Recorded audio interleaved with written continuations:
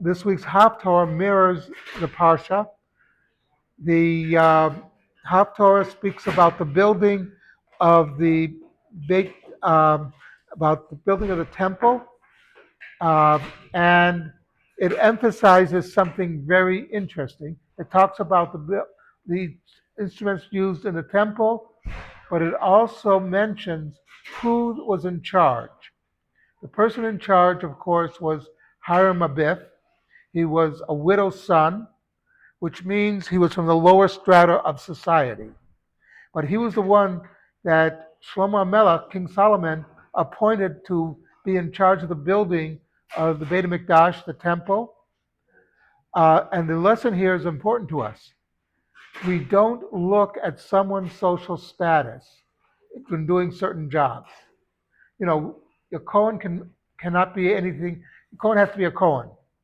Levy is a Levy. You're born into those positions. But when the job has to get done, like building the Beit HaMikdash, just as with Bezalel and Oholiab, they weren't looking for the person of the highest status. They're looking for someone who had the wisdom to do it, who knew how to do it, could do a great job, had wisdom of how to do it. So true, when Shlomo Melech, King Solomon, was looking for who could be in charge of building the Beit HaMikdash, the actual temple. He went and he knew that Hiram Abiff had those qualities. He was humble. He knew he had a job to do, and he would do it. Much like there are a lot of people who you never hear about, but they've moved mountains. A member of the shul, as many of you know, is a fellow named Glenn Richter. And Glenn will not tell you the things he did. He moved mountains. He led the Students for Struggle for Soviet Jewry starting in 1962 when it was not so popular. In fact, the Jewish establishment were against what he was doing.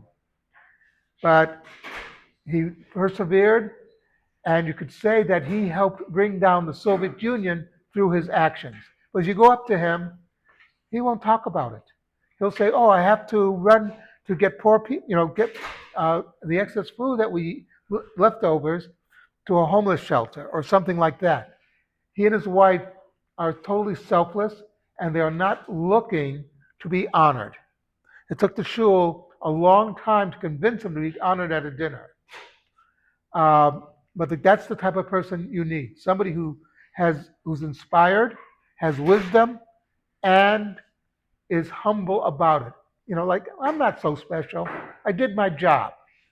Much like many veterans who, say, landed on D-Day, if you speak to them, yeah, I was just one of many.